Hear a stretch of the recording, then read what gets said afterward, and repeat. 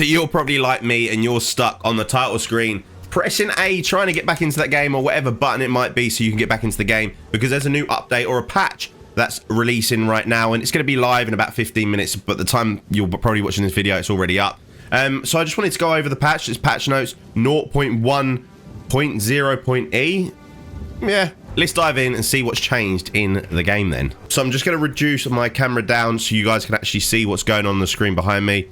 2 seconds. Right, so let's go through these. So these are the official patch notes of version 0.1.0e released by Grinding Games. So we got general improvements and changes. They've added the capacity to fast travel between checkpoints within your area. You can now select checkpoints, which will bring up your map overlay, allowing you to select other checkpoints you have discovered in the area to travel to them immediately. Many more checkpoints have been added to areas generally at all the entrances and exits to areas, meaning if you find those first, you are able to instantly travel to them if you choose to go back and explore an area. Personally, on this first point, I think this is a great take of what they're adding to the game. I definitely think some of the maps are pretty tedious and pretty big for us to travel around. Obviously, when we do the actual mapping at the end of the game, there's no checkpoints in them, so it doesn't really help with them. But obviously, with the in-game story, it's pretty darn cool. And when you want to go back and backtrack and do some of the stuff that you missed in the past, it's still yet really a good thing to have.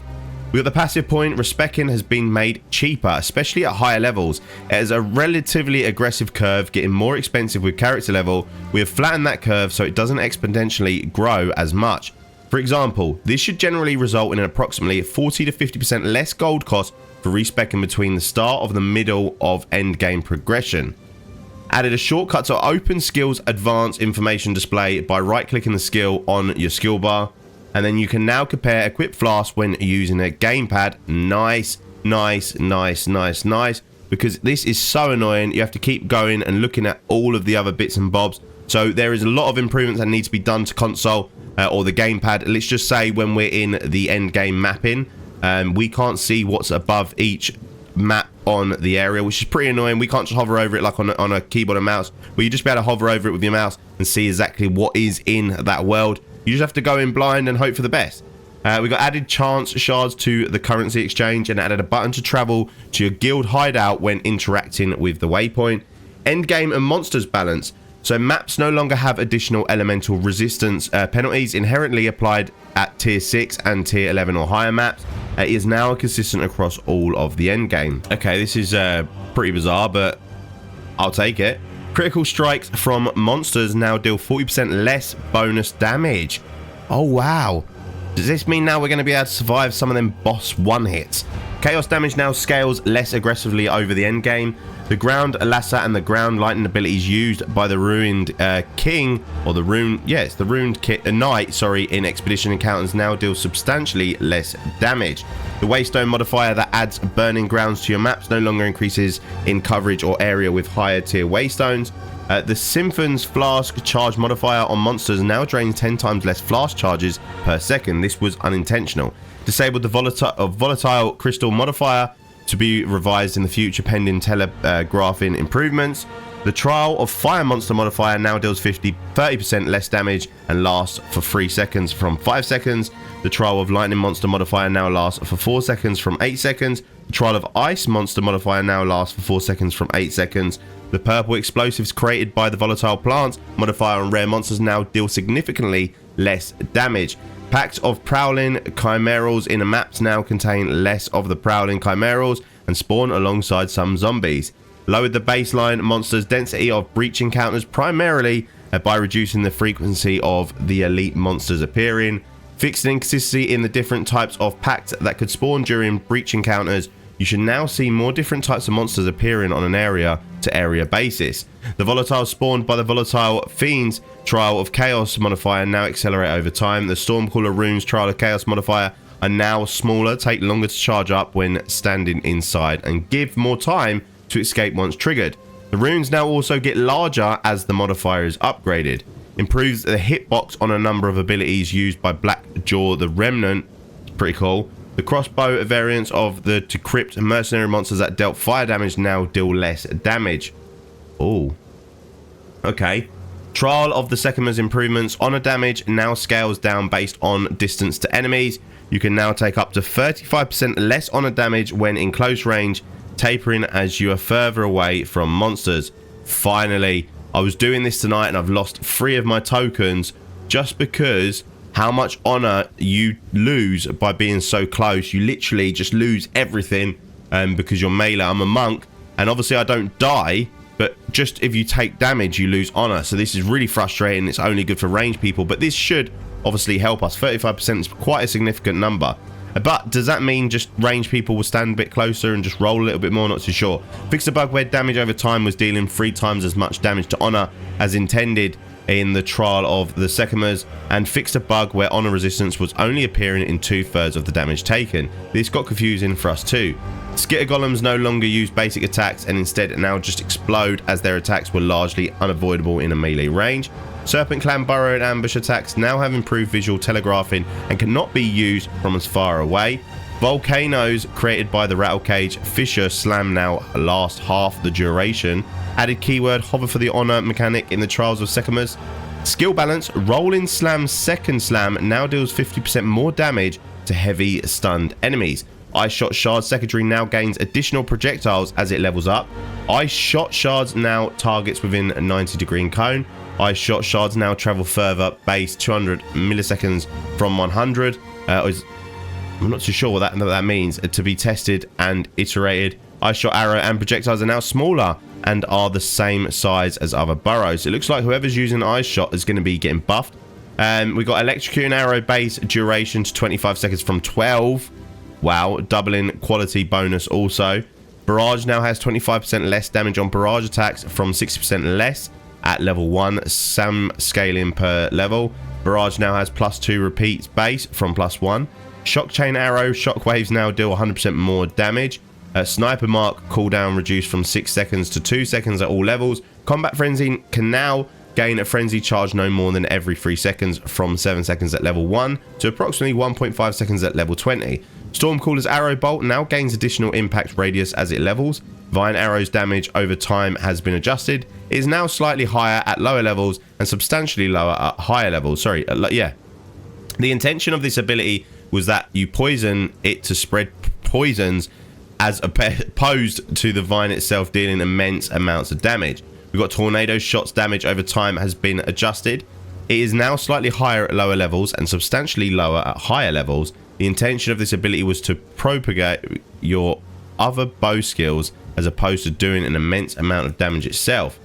Okay, so we're getting loads of bow stuff here. Magnetic salvo can now only use your stuck lightning arrows as opposed to those created by your party members. Increase the damage growth per level on a nerf non-minion component. Bone Storm, Bone Cage, Bone Blast, 1 skill, and Power Siphon, 1 skill, results in approximately 50% more damage at gem level 25. Increase the damage growth per level on Essence Drain, Contagion, Profane, Ritual, and Chaos Bolt Wind skill, results in approximately 33% more damage at gem level 25. Bone Cage base critical chance has been increased to 15% from 13%. Skeleton Arsonist Spirit Bow costs now match Frost and Ice Mages from level 5 onwards, making them more expensive while keeping their costs early game the same. Bone Offering Explosions now have 15% critical hit chance from 30%. A Resonating Shield, Shield Charge, and Shield Wall now have 6 to 8 added physical damage per 15 armor on your shield at all levels. Pretty cool. Resonating Shield radius increased from 2.3 meters from 1.8. Shield Wall explodes increase to 4 meters from 2 meters. Shield walls can now create a maximum of 2 walls from 1 wall. Siege Cascade now has an attack time of 75% from 55%. Siege Cascade now searches for targets in a 3.5 meter radius from 2.5 meters. Siege Cascade now has 50% more damage against immobilized enemies from 200%. Siege Cascade's explosion now deals 167% more damage, accounting for the decrease in damage against immobilized enemies. Siege Cascade now has 30% less reload speed from 50% less. Siege Cascade's quality is now 2% damage against immobilized enemy per quality from 4%. Stormblast Bolts now has a maximum of 30 active bolts from 9. Stormblast Bolts now has 5 in the clip from 3. Stormblast Bolts now has 30% less reload speed from 50% less. Plasma Blast now has 47 and more damage with its initial hit and 25 less damage with its explosion, causing it to rely less on colliding with walls and deal enough damage. Artillery Ballista explosion radius increases to 1.8 meters from 1.4 meters. Artillery Ballista damage increased by approximately 21%. Gathering Storm Perfect Dash now deals 53% more damage. A Wave of Frost now has 275% more freeze build up at all levels from 150% scaling up over levels. Staggering Palm duration now scales with levels. It has 6-second duration at level 1, scaling up by 0.2 seconds per level from 6 seconds at all levels. Staggering Palms project now deal 20% more damage at all levels. Concoction skills from the Pathfinder Ascendancy class now consume 3 charges from the Mana Flask from 5. The damage has been increased and deal approximately 66% more damage when the skill is level 20. In addition, the base added damage has been increased by at least 50% for all concoction skills, with poisonous and bleeding concoction receiving greater damage buffs. Fulminating concoction now has a critical strike chance of 8% from 6%. Shattering receiving greater damage buffs. Fulminated, I have no clue how to say this word. So Concoction now has a critical strike chance of 1% from 7%. Explosion Concoction now has 100% more chance to ignite enemies and 100% more magnitude of ignites inflicted. Yet again, that word now has 100% more chance to inflict shock, and Shattering Concoction now has 100% more freeze build up. The Hunter's Talisman passive skill notable now grants +1 charm slot. The small passive skills leading up to it now grant the stat it formerly gave. The Charm Helper text has been updated to indicate that you cannot have more than 3 charm slots unlocked, so that we can add more sources of it in the future. Adding a new lightning damage and electrocute cluster to the passive tree in between the ranger and the monk sections. I'm interested to see what this is going to be. That is definitely one of the things I'm most looking forward to, because I'm a monk right now and I do stupid amounts of damage. But to have a lightning damage and electrocute cluster in there is pretty cool, and to know that they can actually just add stuff is really cool. The Heavy Frost notable passive skill now causes hits to only ignore enemy resistances of frozen enemies if their resistance values were positive. Supercharged Slam now builds up stages slower but gains 40% more damage per stage now from 20%. This may display as 20% still incorrectly until later patch. Electrocute is now 25% harder to build up, but the damage penalty has been removed from the support gem. It is now more difficult to chain freeze enemies by reducing the amount of freeze build-up applied after a freeze has been applied, and added a marker effect to Ember Fusillard's preferred target. Support balance. It's added Tremor's support gem, which can be used to give up to multiple aftershocks to skills with a damage penalty. Added the Bidding support gem, which can be used to give more damage to the command skills of supporting minions. The Fire Exposure, Lightning Exposure, and Cold Exposure support gems no longer penalize damage of supported skills. They now have a mana cost multiplier of 120%. The Electrocute support no longer penalizes damage. Instead, it now prevents the supported skills from being able to shock. The Lacerated support now grants 50% chance to bleed from 30%. The Envenom support now grants 50% chance of poison from 60%. The Impact Shockwave support now has aftershock radius of 2 meters from 1.4. The Bidding support now grants 30% more damage to minion command skills from 20%. The Considering Casting support now only supports spells you cast yourself. It also now grants 40% more spell damage from 25% and 15% less cast speed from 10%. The Aftershock support now has 25% chance to cause an aftershock from 20%. The Mobility support no longer has a damage penalty, but applies 30% less movement speed penalty from 40%.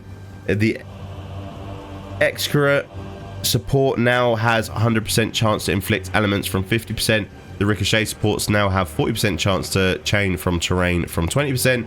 The Withering Touch support now has 25% less damage from 50%. The Ferocity support now has 40% more skill speed when consuming a Frenzy charge from 30%. The Wild Shard support gem to fire projectiles in the circle instead of a spiral pattern.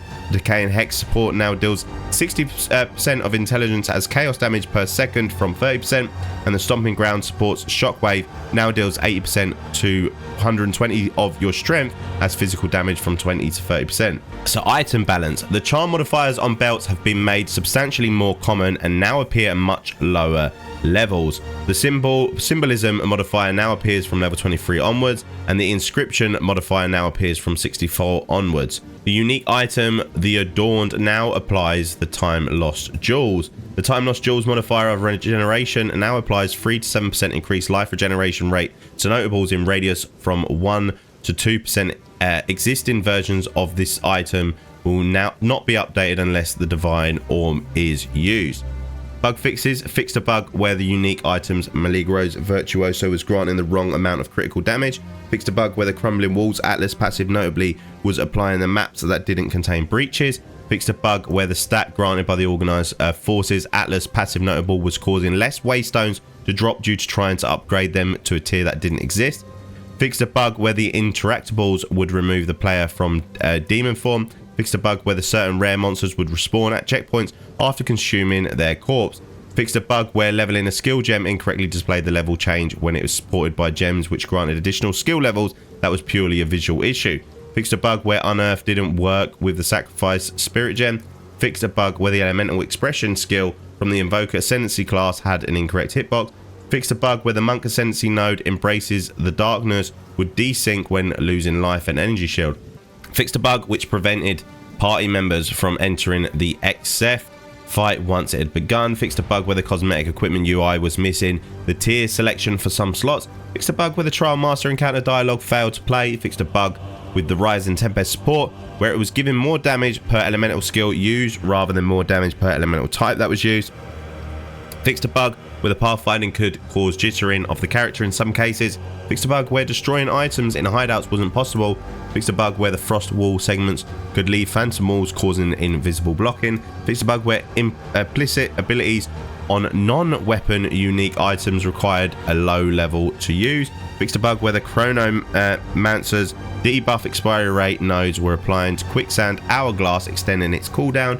Fixed a bug where the Ember Fusillade could fail to target enemies. Fixed a bug where the Sacrifice Spirit Gem couldn't target minions with Profane Ritual. Fixed a bug where the explosion from the armor explosion support could explode inanimate objects.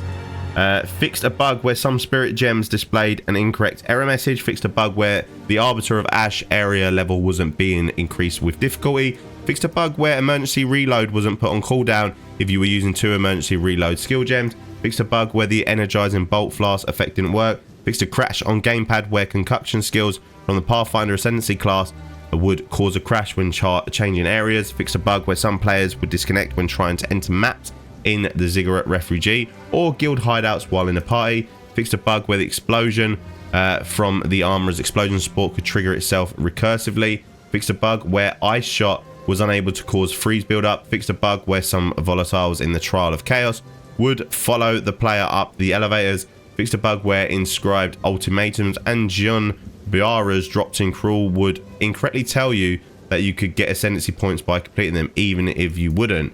Fixed a bug where the ballista skills didn't work with tornadoes created by Tornado Shot. Fixed a bug when using a gamepad where the hide sockets option did not work. Fixed a bug using a gamepad where you couldn't see distilled emotion recipes on the passive tree. Fixed a bug when using a gamepad where you couldn't access the portal access settings while viewing the hideout stash. Fixed a bug where creating solo self-found characters wasn't possible when using a gamepad while mitigations are disabled. Fixed a bug where using gamepad where you couldn't use a shortcut bind to open chat. Fixed a bug when using a gamepad that caused it to take multiple attempts to change the tier selector of microtransactions. Fixed a bug when using a gamepad where you couldn't set an individual price on an item in premium stash tabs. And fixed a bug when using a gamepad where you couldn't socket jewels into specific unique items. Fixed 12 client crashes and fixed 3 instance crashes. So yeah, that's everything right now. Let me know what you think in the comments down below. Curious to see what you think of these buffs, nerfs, and changes that we've seen in the game. And it's really cool. Let me know what you'd like me to do next. Like, follow, comment, subscribe, and I'll see you in the next one. Peace.